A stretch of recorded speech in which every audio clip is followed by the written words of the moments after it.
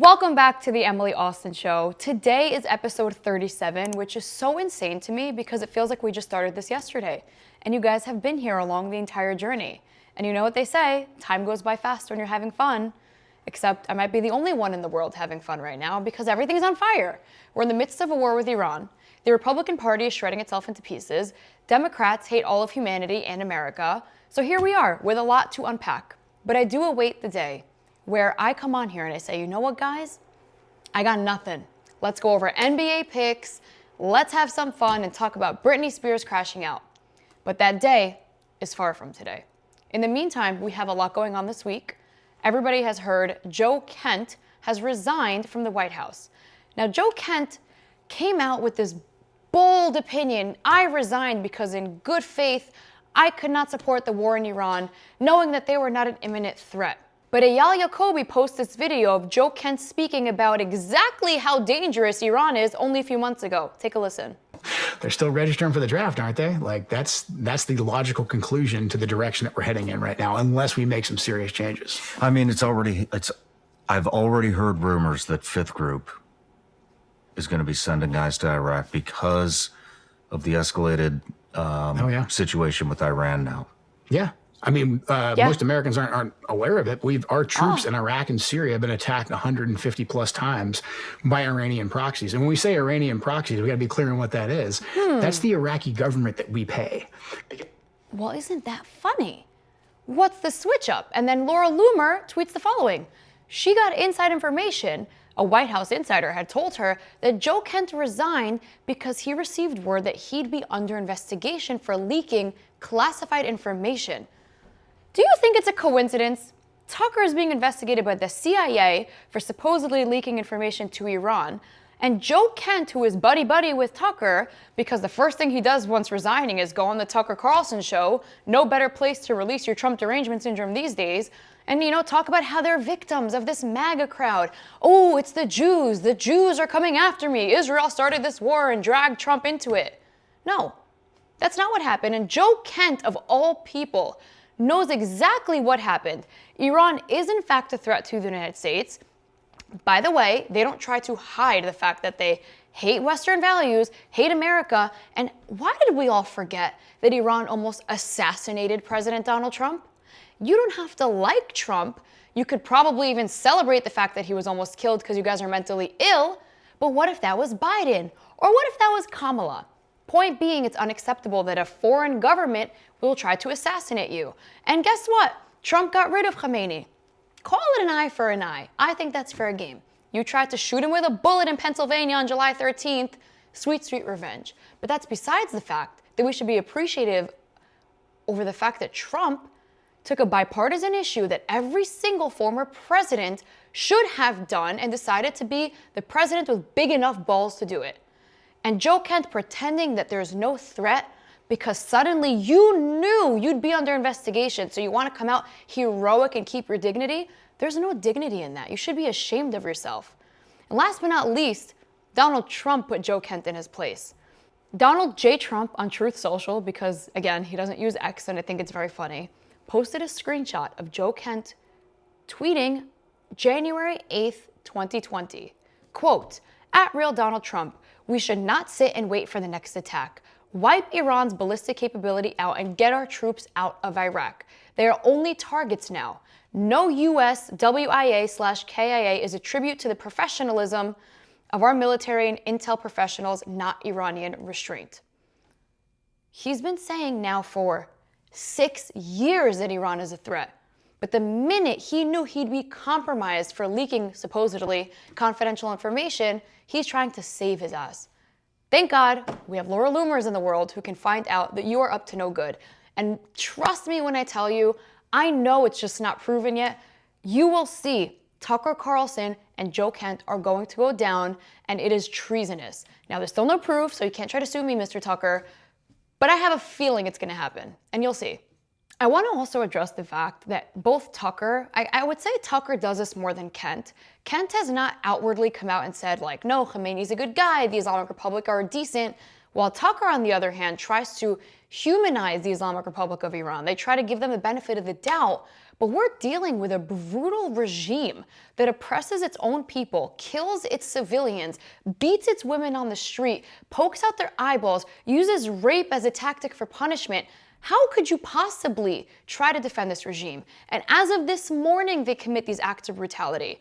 I don't know who it was running these fake accounts from Iran, but someone tweeted from, an Iranian official account telling Donald Trump that they're ready to negotiate and they're going to stop with the killings. I'm glad you say you'll stop with the killings after 40,000 people, probably more by now, were slaughtered. As of this morning, they hanged a 19-year-old wrestler. His name was Saleh Mohammadi. And what? They hung. Hanged. I know. That's why I said hanged. Do you say hanged or hung? You hung a picture on the wall. You hanged someone when you're referring to being killed. Okay. You learn something new every day. There's something funny about this. They hanged a 19-year-old wrestler. Look at this beautiful young man with such a bright future ahead of him, wearing the flag on his chest. You know why? Because the Iranian people, they're sophisticated, they're smart, they're successful, they have culture.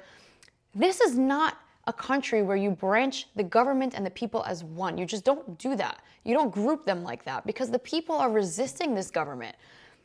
So Saleh Mohammadi was one of the many brave protesters that were going against the Islamic Republic of Iran. They were going against the Ayatollah, and they hanged him.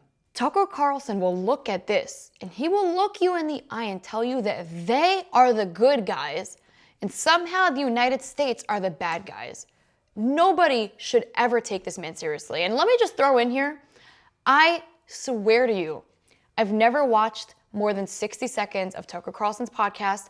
Apparently you need to pay for it. You want me to pay to watch that crap? You couldn't pay me to watch it.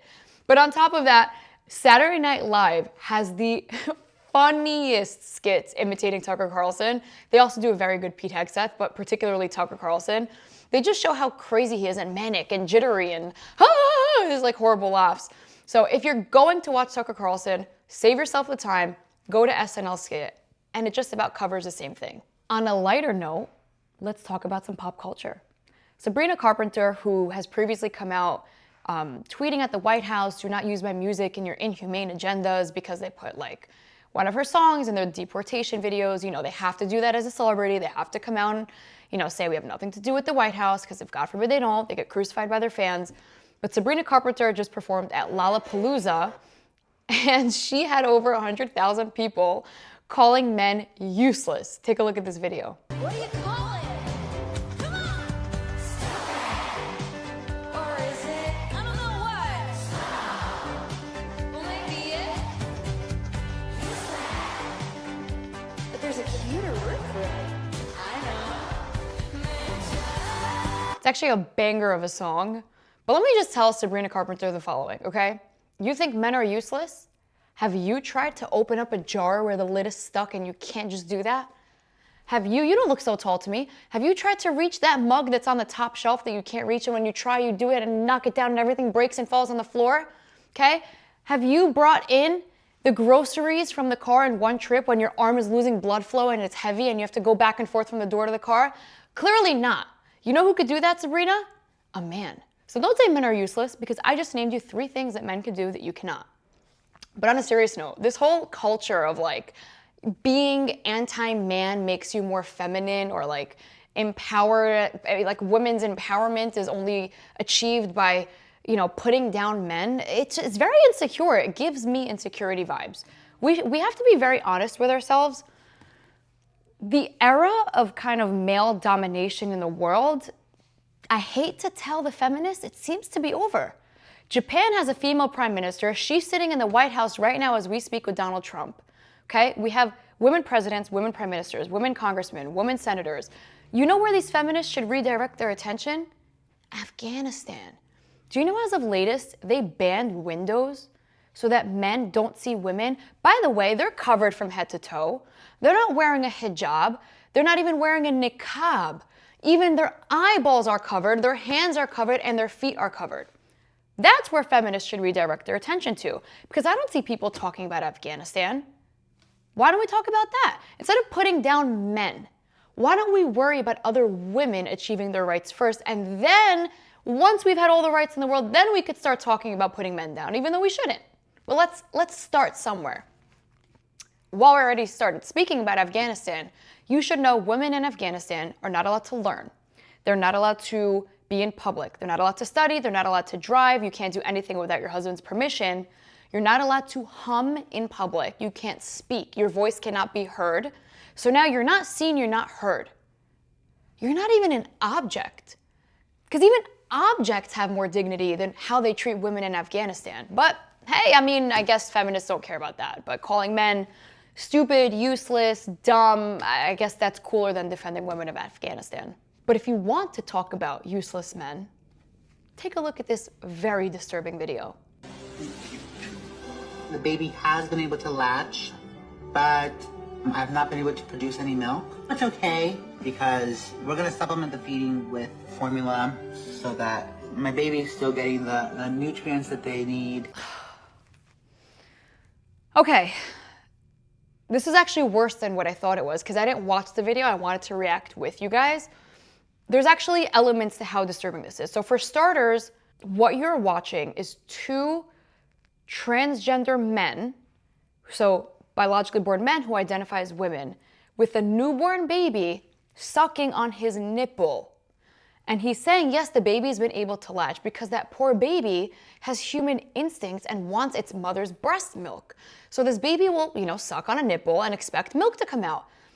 But like he, they, it, she, I don't know what to call you anymore, like it just said, there's no milk coming out, so they need to supplement that with formula. Well, let's think long and hard. Why is milk not coming out of your nipples? Oh, because you're a man. So why would it? Now let's backtrack for a moment. Is this not disturbing? Is this not sexual? You know very well, milk will not come out of your breast. The same way you will never get a period, the same way you don't have a uterus and you'll never carry a baby. Sorry, we were made differently. God made the rules, not me. So to have a newborn baby sucking on your nipples, please, someone try to convince me this is not pedophilia. What about this is not pedophilia? Everyone talks about Epstein, but we don't talk about the fact that there are transgenders that are pretending to be women and they're torturing these babies. And by the way, last but not least, according to this video, the baby goes by they. This baby is going to be so screwed growing up because its parents are deformed, they are deranged, they are psychotic. And now you're giving the baby its non-binary gender already from birth?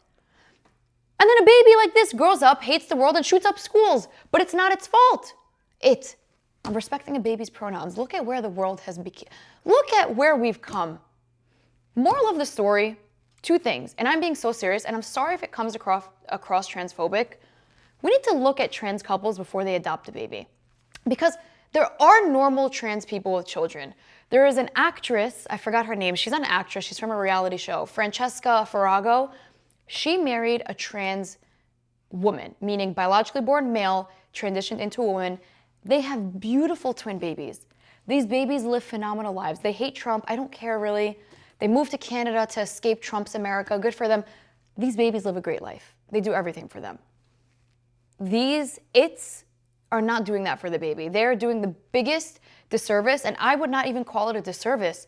I think this is child abuse. Second bottom line, what happened to insane asylums? These men don't deserve babies. They deserve to be strapped in a white coat, rocking back and forth in an insane asylum. And that's being generous. Actually put them in prison because you made a baby suck on your nipple. And that's disgusting. I'm like angry right now. I had to take a breather because I have such a sweet spot for kids. Like I can't wait to be a mother and I want to breastfeed my kids. And I think about my future newborn baby being potentially born to like two deranged men and having to suck on their nipples. And it makes me upset, and it should make everyone upset, to be honest. But talking about something lighter, I'm traveling to Orlando this weekend for a boxing fight. And I get to enjoy the sun and I get to eat croissants for breakfast and we have a great time. But I know I'm in for absolute chaos heading to the airport this weekend because we all don't talk about it because we're all selfish human beings. TSA workers are still not being paid. And now TSA says 10% of its officers called out sick. Well, let's talk about it. Why should a TSA worker show up to the airport at 5, 6, whatever hour they show up. Why should they work if they're not getting paid? And while they're not getting paid, the government, who is stopping them from receiving their check, are getting paid. Why should Congress, Senate, or as a matter of fact, why should anyone in the government be getting paid if TSA is not? How is that fair? And I promise you this, if Congress did not get paid until they came to a conclusion, I assure you they would reopen the government very, very quick and everybody would be getting paid. But here's the best part. Who blocks the payments from going through? Take a wild guess. Are Republicans stopping them from being paid, or is it Democrats? I'll give you a moment to think about it. Well, you got it. Senate Democrats block an effort to extend DHS funding for 2 weeks. This was just temporary, just to give them some relief. And the Democrats said, no, that's not for us. They don't deserve to get paid. Chuck Schumer, Mr. Millionaire, voted for them not to get paid. Easy for you to say, why are you even worth so many millions? You're a senator. Where did those millions of dollars come from? We'll get into that another time. But in the meantime, while you're enjoying your villas and your mansions and your millions in the bank, these hard workers, these patriots have been showing up to work. But they finally said, you know what, enough is enough. Polymarket says 77% chance that the DHS shutdown extends into next month. Do you really think anyone's going to show up to work? Especially in an airport, you see what these people deal with. The worst of the worst people, miserable, cranky, hungry, late. They have to put up with that and they're not getting paid. Of course they're not going to show up. Of course not. But if they quit, they know they won't have a job to come back to. So they're calling in sick, as they should. While we're on this, and it's completely off topic, there is another bill that passed this morning. Let me find out the name. Wow. This is amazing. This morning, Congress passed the Bow Wow Act. Now, this act is supposed to deport illegal immigrants who abuse animals. This is about protecting animals, right? You'd think, okay, Democrats and Republicans should get behind this. A, let's skip the fact that they're illegal in this country, but B, now they're abusing animals. Guess who passed this bill?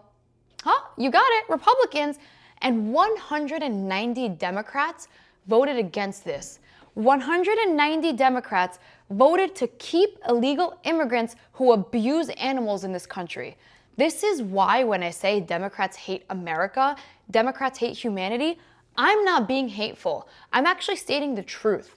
Because how dare you vote to keep illegals who abuse animals? Why do you endorse animal abuse? And by the way, they don't only hurt animals. They're actually killing human beings. But I know that they don't care about human beings because they're all hypocrites. I saw at the State of the Union when Irina's mother, the woman stabbed to death on the subway, I saw that they sat. They didn't give her the respect that a grieving mother deserves. I saw how none of them mentioned Laken Riley's name when she was beat to death and her brain spilled out of her head and raped while running in the morning on a college campus. Democrats don't care about that. They don't care about you. They don't care about anyone. They don't care about this country. They blame Trump, but this is who they are. So when you do things like this and I call you hateful, I'm stating a fact here. This is demonic. We'll end it with some sports because there's a lot of positivity in sports. Of course, there's a lot of politics and drama, but I will keep it light. Lionel Messi, arguably the GOAT, we'll get into that conversation another time, scored his 900th goal in his career. Messi is a Copa Americana winner, he's a Champions League winner, he's a World Cup winner. I mean, he's delivered everywhere. Now the argument, who's the GOAT? Is it Ronaldo? Is it Messi? Trust me when I tell you, this debate will never ever end because Messi is more football IQ, he's more creativity, while Ronaldo might be the most dominant and, fit athlete. I feel like they have a different craft. Like Messi is like watching a symphony of soccer, and Ronaldo is like watching a machine. And they're both excellent in their own way, but to compare them, it's kind of like apples and oranges. Well, who's the GOAT? Who's the GOAT? It's also the same thing when it comes to LeBron and MJ, because it was a different time. Like LeBron is clearly dominating this era, but MJ dominated in an era that was more aggressive, arguably, less foul calls, more lenient refs. So the argument of, well, who's better, it's almost impossible to tell. Now, the Messi-Ronaldo one is a bit easier because they played in the same time. I mean, they're both still actively playing. Ronaldo's in Saudi, Messi's in Miami. I'll probably go see that game next week.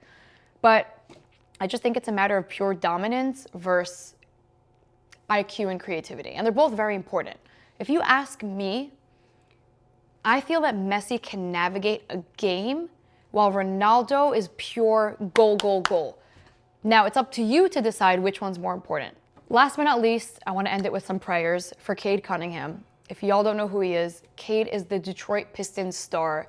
He was having a phenomenal season. I mean, he was absolutely crushing it, dominating the team. He has a collapsed lung. Look at this video that supposedly caused his lung to collapse. I want to take you back to early first quarter here. Cade Cunningham going for a loose ball with Trey Johnson of the Wizards. You can see Cade takes a... You know, there's nothing about this fall that would lead me to believe that that's the reason his lung collapsed. Cade is 24 years old. He was born September 2001, around 9/11. That's how young he is, okay? I have a theory of why his lung collapsed as a 24-year-old, okay? I can't say it because I'll get banned from YouTube, but it rhymes with Maxime's, okay? Don't forget, Bronny had a heart attack. The kid was 18, 19 years old. Why are people under the age of 30 even dealing with problems like this? I'm just saying it's something to consider because this type of thing did not happen then. This is all post-COVID, if you realize. Regardless of why, it doesn't matter right now. Cade is out for the foreseeable future. I heard some rumors speculating he'll be back by the time the regular season ends, but that's in like a few weeks, so I don't believe that. Nonetheless, praying for his speedy recovery. He's been so fantastic to watch. The NBA has been so amazing to watch, and I don't mean to brag, but I cashed out huge on Polymarket yesterday because the Grizzlies beat the Nuggets, and in what world do the Memphis Grizzlies beat the Nuggets? I got lucky, I guess. That's all for today, folks. Thank you so much for watching. Make sure you hit the subscribe button, leave a like, leave a comment, and if you're not following us on Instagram, you're missing out the best highlights from the show. It's at Emily Austin Show, and I will see you guys next week.